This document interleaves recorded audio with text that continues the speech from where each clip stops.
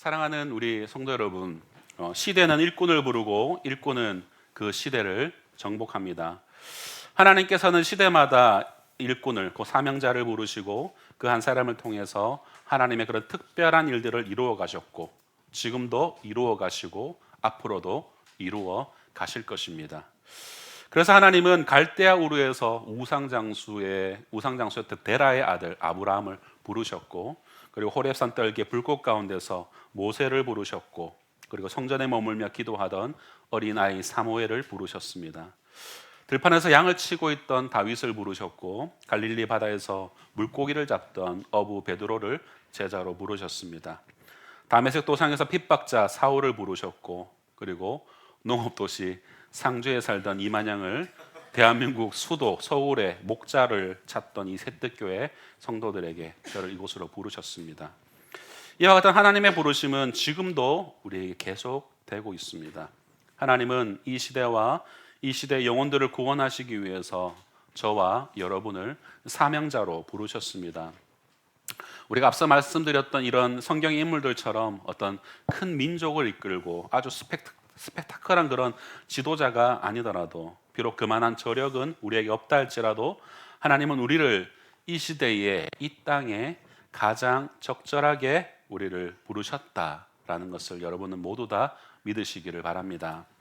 저는 그렇게 확신합니다. 우리가 사는 어떤 처지나 형편, 환경과 모양은 다 다르지만 이런 각양각색의 특색에 따라서 하나님이 여러분 각자에게 주신 그런 은사대로 이 세상의 어둠을 물리치는 빛으로, 그리고 여러분이 속한 그 세상 속에서 그 부패한 이 세상의 소금으로 여러분을 부르셨다라고 저는 확신합니다. 그렇기 때문에 우리는 우리가 가진 어떤 내가 가진 무언가의 유무에 따라서 우리는 평가되어서는 안 될 것입니다. 오히려 약할 때 강함 되시는 주님으로 인해서 우리는 더욱더 주의 손에 요긴하게 쓰여진다라는 것을 여러분 꼭 기억하십시오. 여러분, 구원받은 주의 백성은 모두가 사명자로서 그의 부르심의 음성을 들어야 되고, 또한 하나님의 부르심에 우리는 순종을 해야 합니다. 사랑하는 성도 여러분, 여러분 모두가 하나님의 사명자입니다. 사명이란 단어 자체가 아주 거창해 보일지 모르겠지만 여러분, 그것이 거창한 것이 아니에요. 우리가 예수님과 동행하면서 하나님 안에 머무는 그 자체가 여러분 사명이고 삶의 본질이다라는 것을 여러분 꼭 기억하십시오. 그리고 그러한 삶의 한 구절 한 구절에 아멘으로 우리가 순종을 결단하고 다짐하는 그런 저와 여러분이 사명자다라는 사실을 여러분 꼭 기억하시기를 주님의 이름으로 축복합니다. 오늘부터 우리는 약 14주 정도 주일 이 시간에 느헤미야서를 계속해서 전체를 1장부터 끝까지 살펴볼 것입니다. 하나님께서 이 느헤미야를 부르시는 이야기를 통하여서, 그리고 그를 통하여서 이스라엘을 세워나가시는, 이스라엘의 어떤 부족함과 연약함들을 그들이 함께 공동체로서 만들어가는 그 과정을 통하여서 우리에게 어떤 교훈을 주실지 함께 생각해보고 결단하는 그런 시간들을 가지려고 합니다. 성도 여러분, 이 느헤미야는 특별하게 이스라엘 민족의 회복과 예루살렘 성벽 재건을 위해서 부름받은 사명자였습니다. 하나님께서는 이국 땅에서 이 당시 정복 국가였던 페르시아, 그것의 술관원으로 살아가던 느헤미야를 부르시고 그의 민족 이스라엘과, 그리고 그 이스라엘 민족의 회복과 예루살렘 성벽 재건이라는 강력한 도구로 이 느헤미야를 사용하십니다. 그래서 나도 느헤미야처럼 사명자로 부름받았다라는 그런 분명한 소명의식을 가지고 하나님의 손에 붙잡힌 강력한 우리 하나님의 도구들이 될 수 있기를 소망합니다.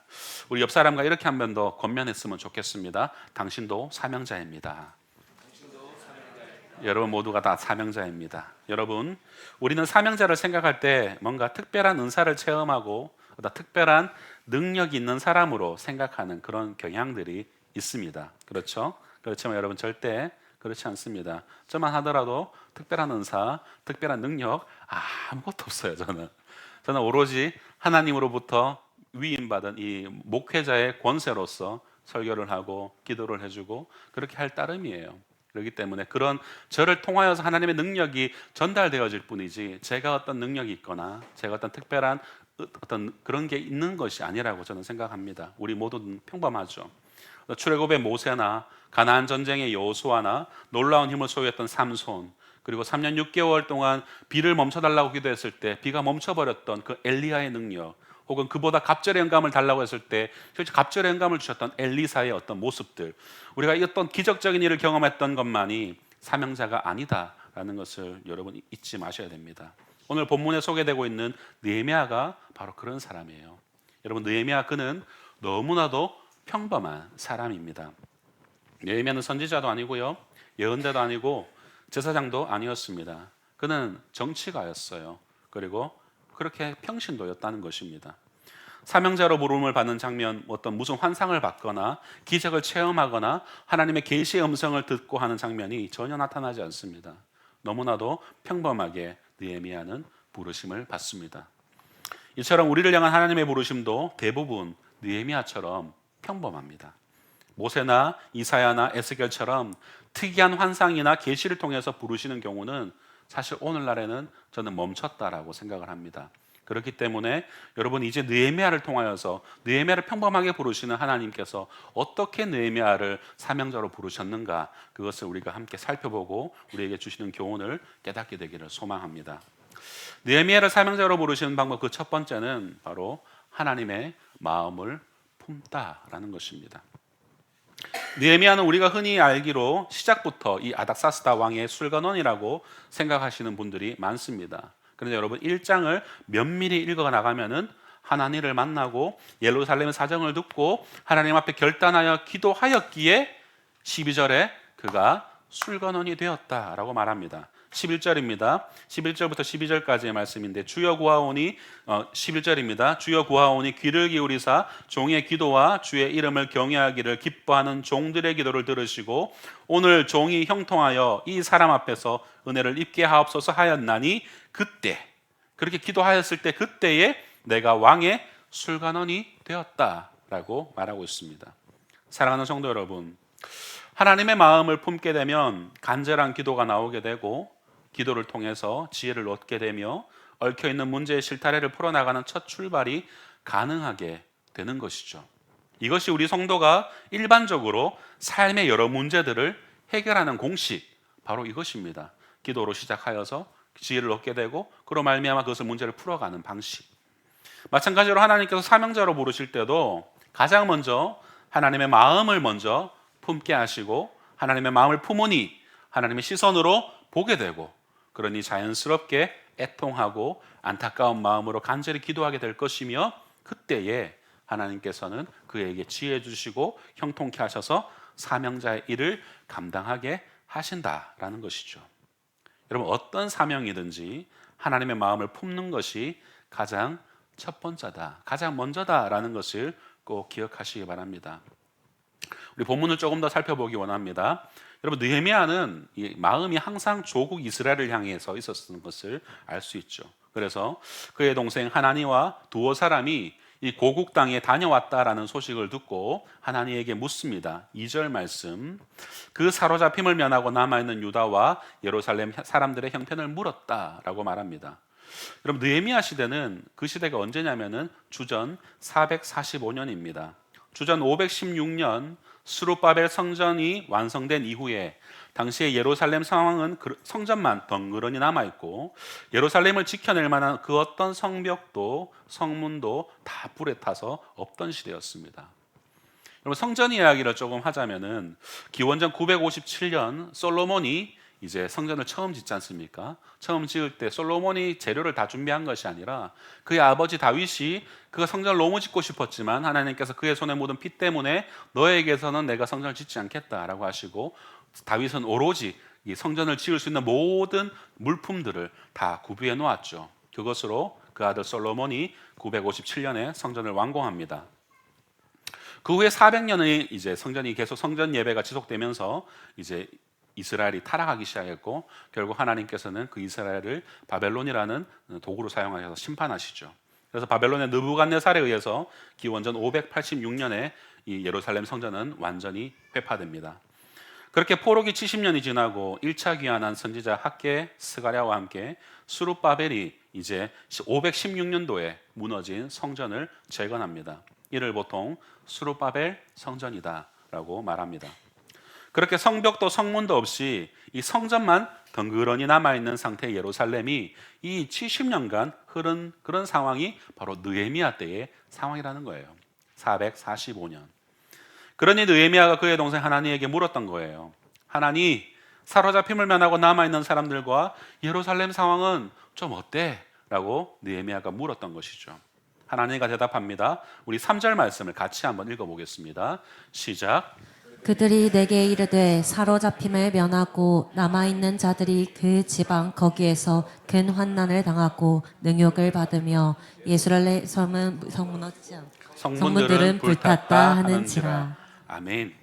여기서 예루살렘 성은 험무지고 이러는데 이게 오해를 하실 수가 있어요. 성은 성전을 말하는 게 아니라 월, 성벽을 의미합니다. 히브리 원어나 영어 본문을 보시면 예루살렘의 벽이라고 명시되어 있어요. 이스라엘의 백성들이 여러분 고통을 당하고 능욕을 받으며 예루살렘 성벽은 회파되고 성문이 불탔다는 이 처참한 소식을 듣고 느헤미야는 슬퍼했습니다.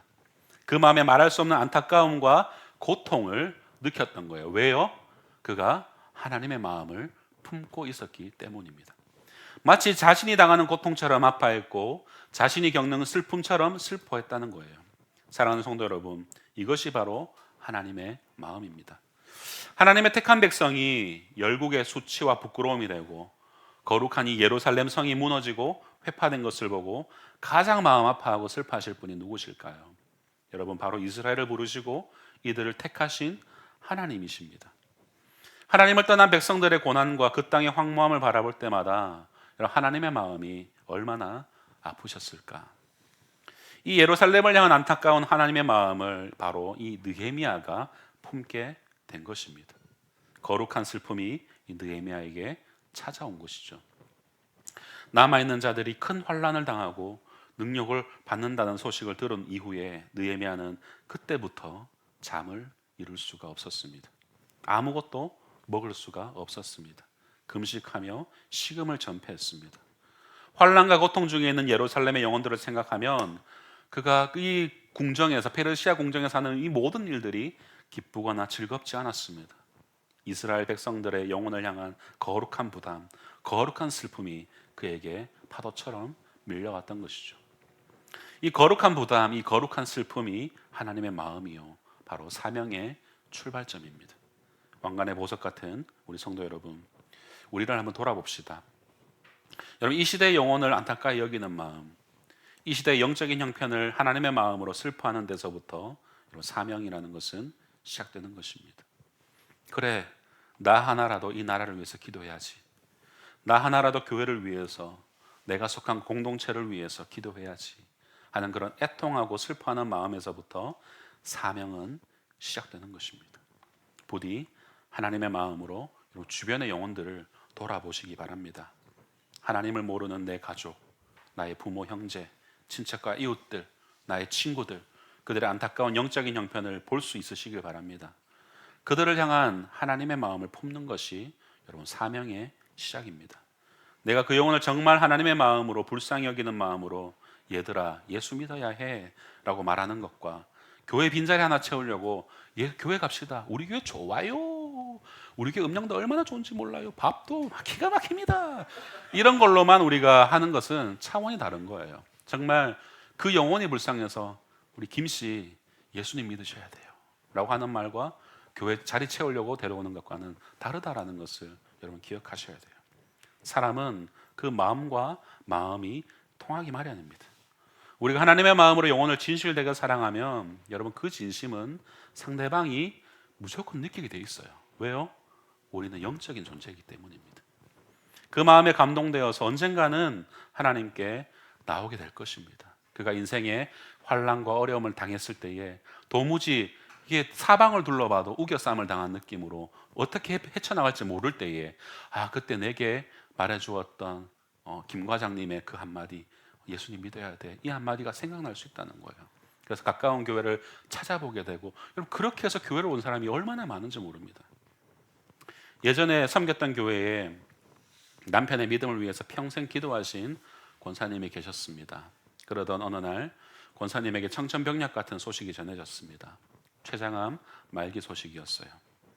그 소식을 알게 되고 6개월 선고를 받으셨는데 전국적으로 6개월이 안 돼서 소천하셨습니다. 그런데 그 선고 이후에 권사님은 남편이 믿음을 가질 수 있는 마지막 기회다라고 생각을 하고 자기 소원이 당신이랑 예배당에 같이 앉아서 예배드리는 겁니다 라고 이렇게 얘기를 하시면서 평생 교회 가자는 거 거절하셨던 남편의 걸음을 교회로 처음 문턱을 넘게 하셨어요.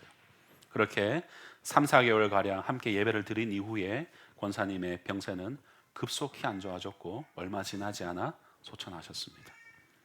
권사님의 장례의 모든 순서가 다 마치고 하관 예배에서 남편분이 오해를 하시면서 성도들에게 간증하셨습니다. 나를 예수 믿게 하려고 하나님께서 김 권사에게 암을 주셨던 것 같습니다. 아내가 투병하는 내내 나는 하늘을 많이 원망했는데 아내는 오히려 같이 예배당 갈 수 있다고 감사해 했습니다. 죽음을 두려워하지 않는 아내의 모습에 정말 영생이 있구나라는 생각을 하게 되었고 제대로 한번 믿어봐야겠다라는 다짐을 하면서 그 이제 공식석상에서 저희가 잘 신앙생활 할 수 있도록 목사님, 성도님들 저를 많이 도와주십시오 라며 눈물을 흘렸던 그 모습이 아직도 생생합니다. 평생 동안 남편을 위해서 기도하셨던 이 권사님의 기도가 외부에서 너무 잘 알잖아요. 권사님이 얼마나 이 남편을 위해서 기도하셨는지 신방 갈 때마다 저 가족 사진에 있는 도망가시거든요.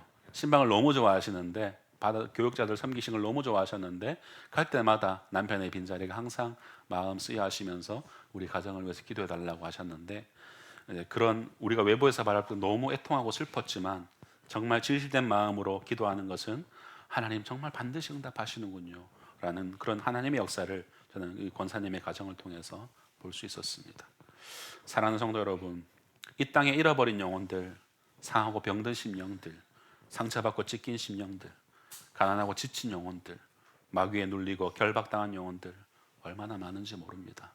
그런 자들이 나의 가족일 때, 나의 주변의 이웃일 때, 친구일 때 우리가 더 우리 마음이 애통하고 마음이 찢어질 수 있습니다. 그때 여러분 주님의 마음으로 그들을 사랑하고 품을 수 있기를 축복합니다. 이 나라 이 민족의 영적인 형편을 하나님의 마음으로 품으셔야 됩니다. 이 조국 교회의 안타까운 영적인 현실을 주님의 마음으로 품으시길 바랍니다. 내가 속한 공동체의 문제와 안타까움을 주님의 마음으로 품으시길 바랍니다. 우리 가정의 문제와 어려움을 주님의 마음으로 품으시길 바라고 함부로 판단하고 정죄하는 일은 여러분 누구나 할 수 있는 일이지만 하나님이 찾으시는 사람은 말 잘하고 비판하는 사람이 아니라는 것 여러분 기억하십시오. 하나님의 마음을 품고 기도하는 자를 하나님은 찾으신다라는 것을 잊지 마십시오. 부디 여러분 주변의 영혼들을 하나님의 마음으로 품으시길 바랍니다. 내 가족을 품으시고 이웃들을 품으시기 바랍니다. 직장 동료와 친구들을 품으시기 바랍니다. 낙담하고 시험에 든 성도가 여러분 주변에 있으십니까? 여러분 품어주시기 바랍니다. 우리가 하나님의 마음으로 품는 마음의 넓이만큼 사랑의 크기만큼 하나님께서는 우리를 사명자로 사용하실 줄로 믿습니다. 하나님이 느헤미야를 사명자로 부르신 두 번째 방법은 바로 예루살렘을 위해서 울었습니다. 느헤미야는 조국 이스라엘과 예루살렘의 처참한 소식을 듣고 울었어요. 4절 말씀, 내가 이 말을 듣고 앉아서 울고라고 하였습니다. 하나님의 마음으로 조국 이스라엘과 예루살렘을 품었을 때에 느헤미야에게는 애통하고 눈물밖에 나지 않았습니다. 느헤미야의 눈물은 어떤 개인적인 서름이나 한 맺힌 눈물이 아니었습니다. 나라를 향한 눈물이요, 예루살렘 공동체를 향한 눈물이었습니다. 여러분, 이 느헤미야의 눈물이 우리에게도 있어야 됩니다. 구슬픈 대중가요에 눈물 짓고 어떤 슬픈 드라마나 영화를 보고도 잘 도우는 우리의 눈물이 하나님 앞에서는 얼마나 메말라 있는지 모릅니다. 저부터도 그렇습니다. 별로 안 그럴 것 같지만 영화를 보면서 드라마를 보면서 시도 때도 없이 우는 사람이 저예요. 그래서 아내가 한 번씩 보고 있으면 간식 줄까 이러면 간식 줘요 고마워요 하고 간식을 받아서 오고 있을 때 눈물을 막 이렇게 하고 있으면 와이프가 뭐라 그런 줄 아십니까? 또 우나 또 우나 이 말을 합니다. 저는 심지어는 스포츠 예능을 보다가도 그 남자들의 그런 끈끈한 그런 유대감을 느낄 때 감동적이잖아요. 눈물이 나더라고요. 울컥해서 스포츠 예능 보고 있는데도 눈물이 날 때가 있습니다. 그래서 정말 기도할 때 그렇게 잘 울던 가란 심령이 이제는 그 울음의 빈도가 점점 줄어들어가는 제 모습을 보면서 참 안타깝기도 합니다. 개인 기도 시간에 그저 날 구원해 주신 은혜가 고마워서 눈물을 그냥 주르르 흘리던 그럴 때가 언제였는지 헤아려 보아야 기억날 정도로 눈물이 메말랐습니다. 예수님께서는 무너질 예루살렘을 바라보면서 예루살렘아 예루살렘아 하시면서 탄식하며 오셨습니다.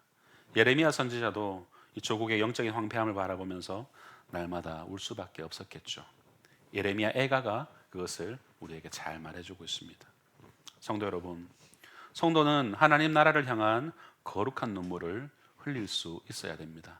주변에 죽어가는 그 영혼을 향한 애통하는 마음, 안타까운 마음으로 우리는 눈물을 흘릴 수 있어야 됩니다. 그 눈물이라는 것이 꼭 가시적으로 흐르는 현상을 말하는 것이 아닙니다.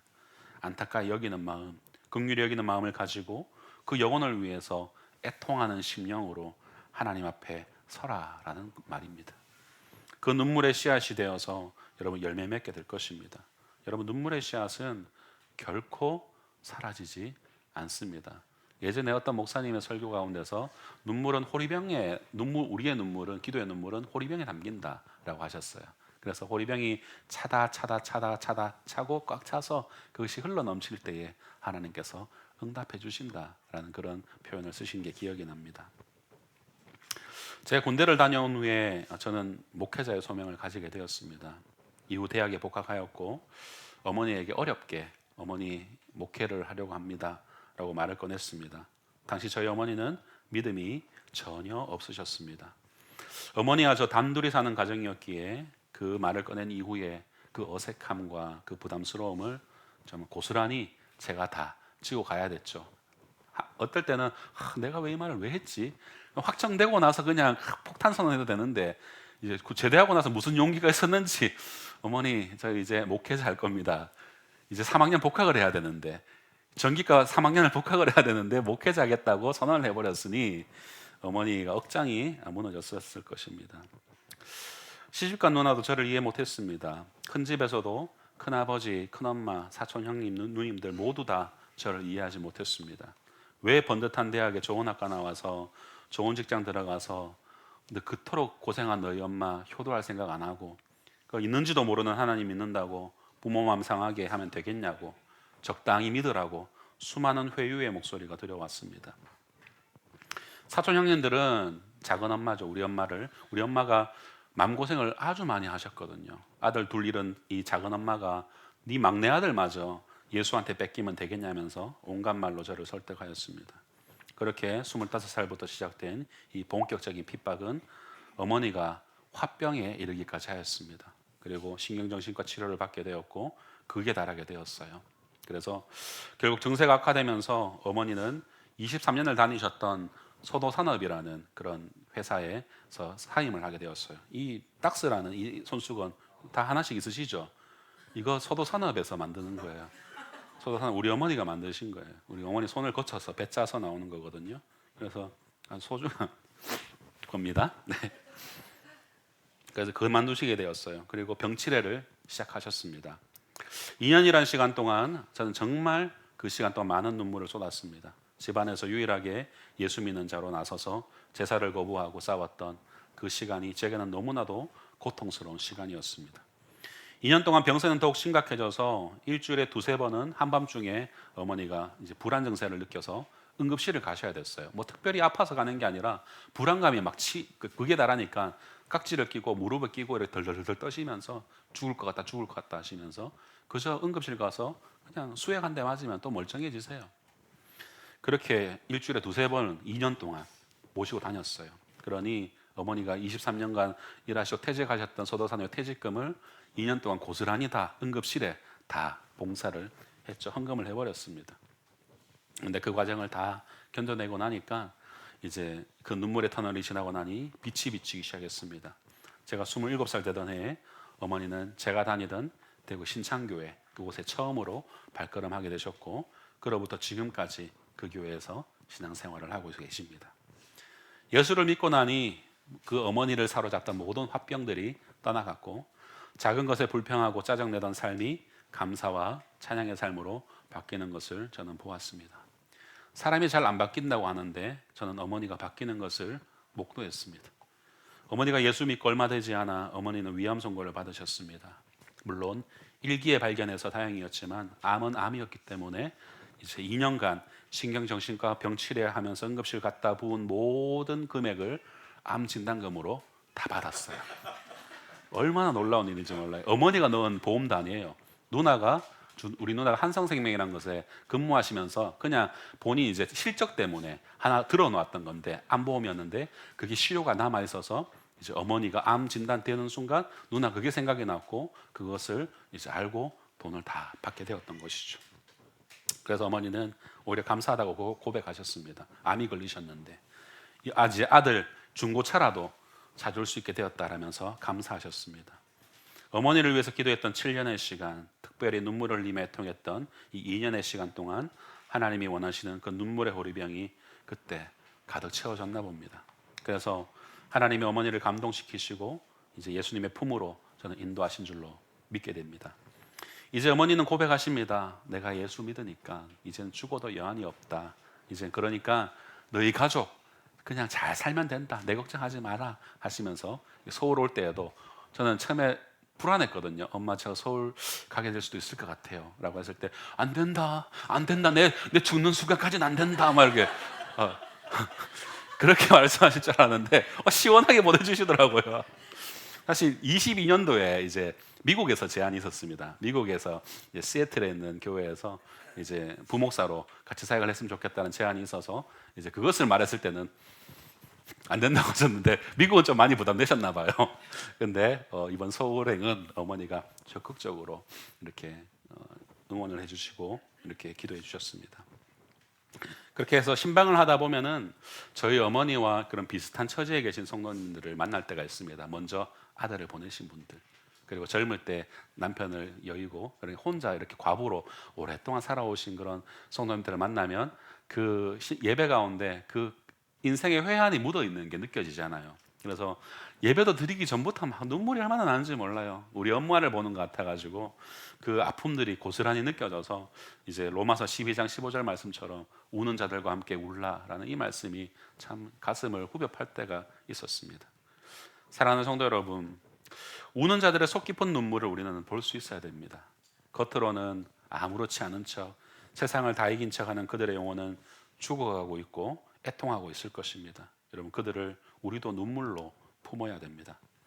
성도의 간절한 눈물이 있는 곳에 하나님의 강력한 부흥의 역사와 성령의 임재하심이 있다라는 것은 성경에서 늘 말하고 있는 핵심 주제입니다. 왕관의 보석 같은 우리 세택교회 성도 여러분, 우리 공동체를 위해서 울 수 있기를 소망합니다. 교회 회복과 부흥을 위해서 울 수 있기를 원합니다. 하나님께서 내게 맡기신 영혼과 사명을 위해서 여러분 울 수 있기를 바랍니다. 하나님께서 내게 주신 이 자리를 감당할 수 있게 해달라고 눈물로 기도하는 그런 저와 여러분이 되기를 주님의 이름으로 축복합니다. 하나님이 느헤미야를 사명자로 부르신 세 번째 방법은 하나님 앞에서 기도하게 하셨습니다. 느헤미야는 하나님의 마음으로 조국의 현실을 아파하고 슬퍼하면서 눈물을 흘렸을 뿐만이 아니라 그 문제를 가지고 하나님 앞에 나와서 기도했습니다. 4절과 5절 말씀을 같이 읽겠습니다. 시작. 내가 이 말을 듣고 앉아서 울고 수일 동안 슬퍼하며 하늘의 하나님 앞에 금식하며 기도하여 이르되 하늘의 하나님 여호와 크고 두려우신 하나님이여 주를 사랑하고 주의 계명을 지키는 자에게 언약을 지키시며 긍휼을 베푸시는 주여 간구하나이다. 아멘. 6절 말씀에도 보게 되면은 느헤미야는 주야로 기도했다라고 말씀합니다. 느헤미야의 이 나라를 향한 안타까움은 이제 기도가 되었습니다. 영혼을 향한 거룩한 부담은 기도가 되었습니다. 느헤미야는 마음에 품고 있는 거룩한 슬픔을 그저 슬픔을 공유하는 것으로만 끝나는 것이 아니라 기도까지 되게 하였습니다.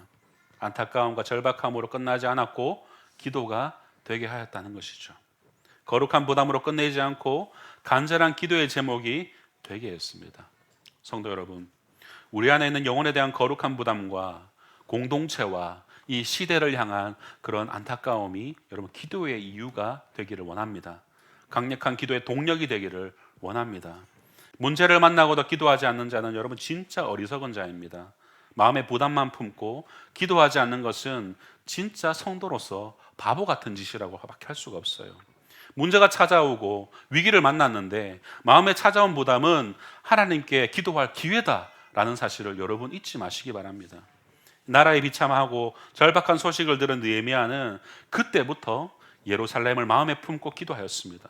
조국의 이 상심한 영혼들을 품게 되었습니다. 그리고 그 영혼들과 예루살렘 공동체를 위해서 눈물로 하나님 앞에 나아갑니다. 하나님 나라의 회복과 부흥을 위한 눈물이었죠. 그리고 그 모든 절박하고 안타까운 조국의 문제를 가지고 하나님 앞에 금식하며 기도하며 나아갔습니다.